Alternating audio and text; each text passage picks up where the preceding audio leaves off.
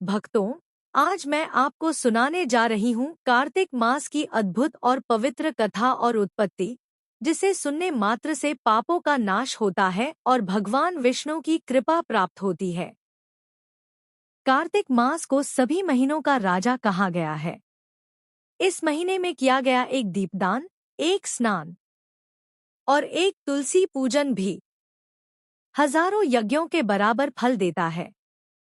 सुबह ब्रह्म मुहूर्त में उठकर यदि कोई व्यक्ति गंगाजल या स्वच्छ जल से स्नान करे, तुलसी माता के सामने दीप जलाए और भगवान विष्णु का नाम ले, तो उसके जीवन के सारे पाप नष्ट हो जाते हैं।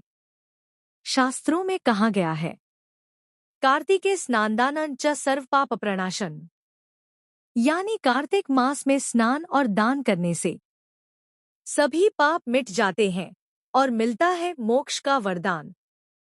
तो इस कार्तिक मास में रोज सुबह उठिए, स्नान कीजिए, तुलसी के पास दीप जलाइए और कहिए, जय श्री हरि विष्णु, जय तुलसी माता। विश्वास रखिए, यह महीना आपके जीवन में चमत्कार जरूर लाएगा।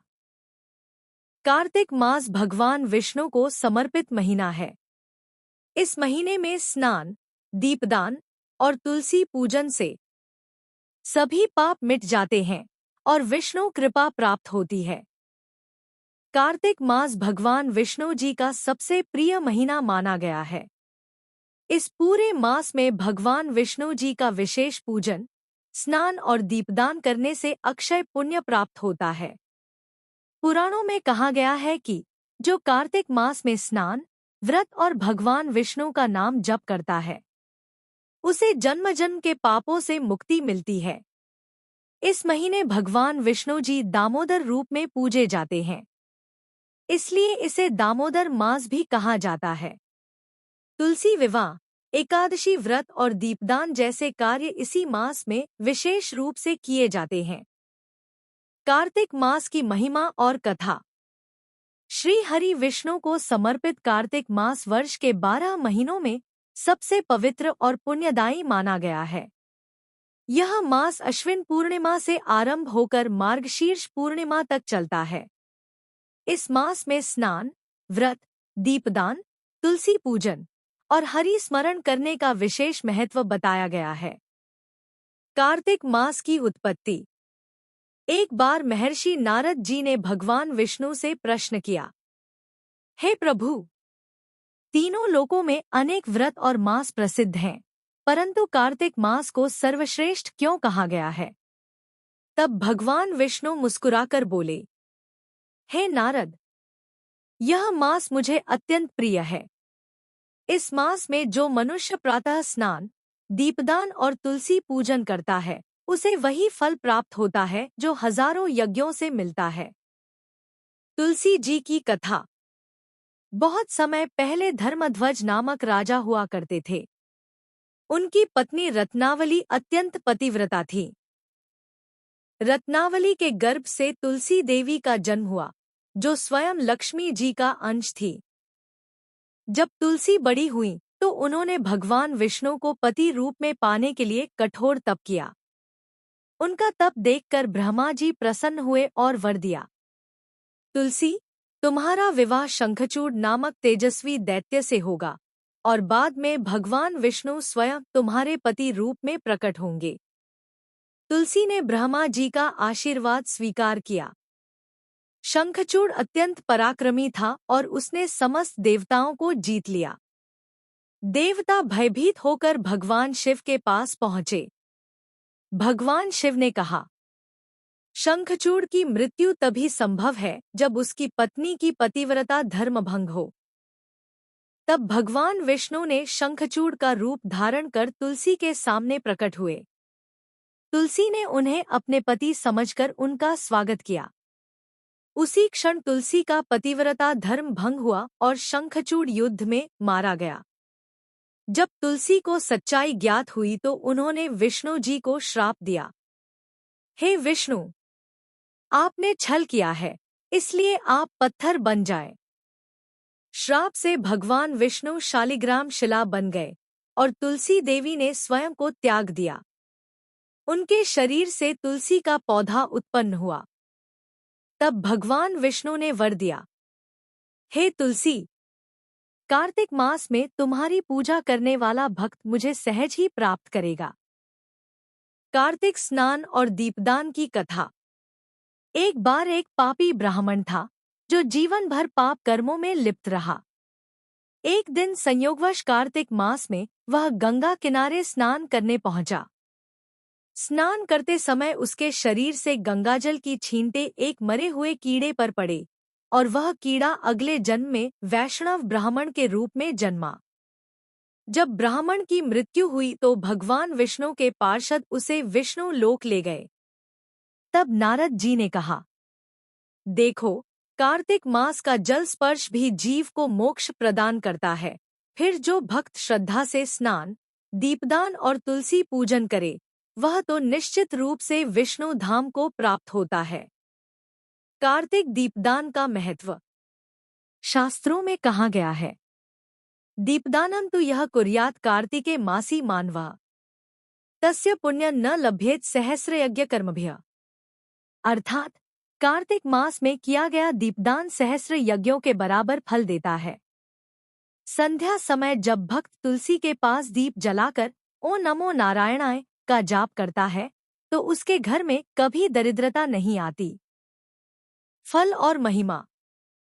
जो भक्त कार्तिक मास का पालन श्रद्धा से करता है, उसके पाप नष्ट हो जाते हैं, घर में सुख समृद्धि आती है और अंत में वह वैकुंठ लोक को प्राप्त करता है। इस प्रकार कार्तिक मास की कथा सुनने और पालन करने वाला मनुष्य सभी जन्मों के दुखों से मुक्त होकर भगवान विष्णु की अनंत कृपा प्राप्त करता है। कार्तिक मास में क्या नहीं करना चाहिए? हिंदू धर्म में कार्तिक मास अत्यंत पवित्र और पुण्यदायक माना गया है। इस पवित्र महीने में कुछ ऐसे काम हैं जिन्हें नहीं करना चाहिए। 1. मांस, मदिरा और तामसिक भोजन का त्याग करें।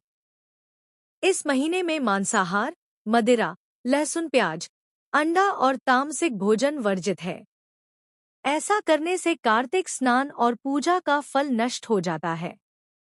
2. प्रातःकाल देर तक न सोएं। ब्राह्म मुहूर्त में उठकर स्नान और पूजा करें। देर तक सोना इस महीने में अशुभ माना गया है। 3. दीपदान या पूजन में लापरवाही न करें। हर शाम तुलसी और भगवान विष्णु के सामने दीप जलाएं। दीपदान छोड़ देना शुभ फल को घटाता है। 4. तुलसी का अपमान न करें। तुलसी कार्तिक मास की अधिष्ठात्री देवी है। तुलसी पत्ती तोड़ना, जल न चढ़ाना या पौधे की उपेक्षा करना पाप समान है।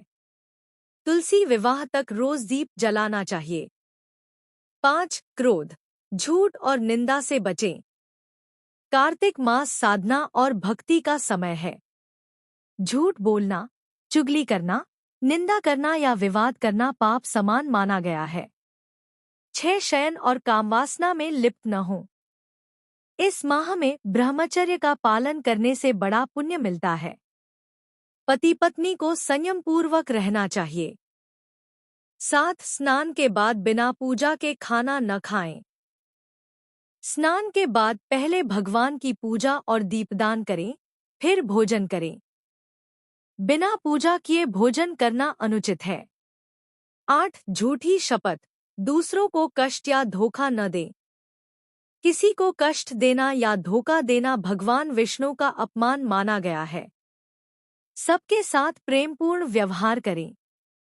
9. धन, अनाज, वस्त्र आदि का अपव्यय न करें।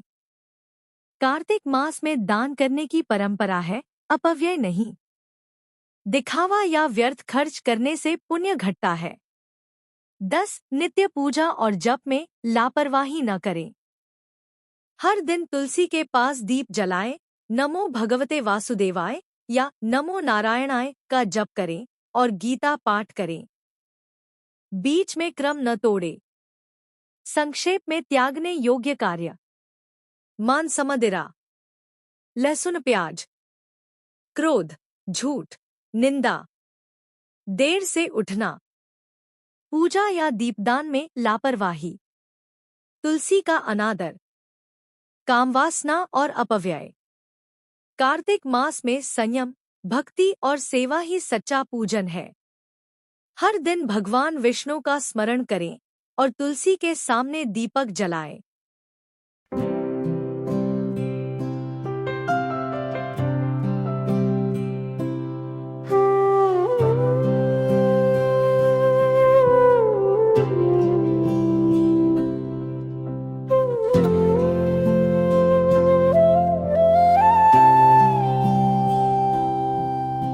जय तुलसी माता, जय जय तुलसी माता।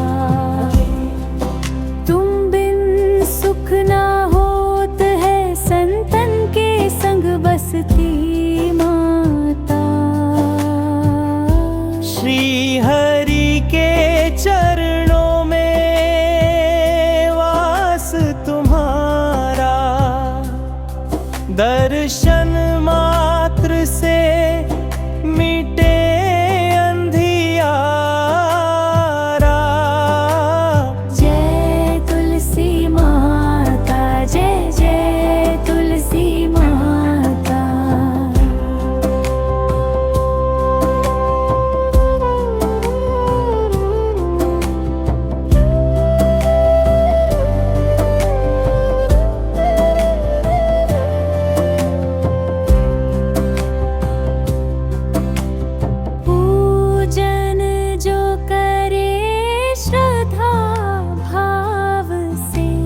कृपा बरसे उसके गाम से। तुलसी माता, जय तुलसी माता। Keep the rhythm slow and emotional, like an arati sung in a temple.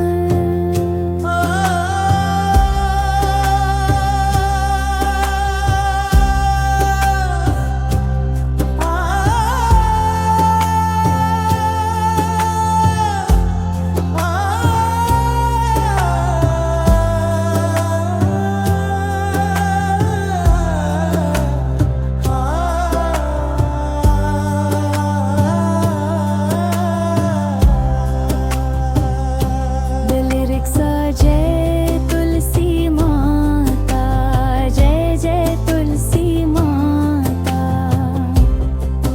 तुम बिन सुख ना होत है, संतन के संग बसती माता। श्री हरि के चरणों में वास तुम्हारा, दर्शन मात्र से मिटे अंधियारा। जय तुलसी माता, जय जय तुलसी माता, जय तुलसी माता।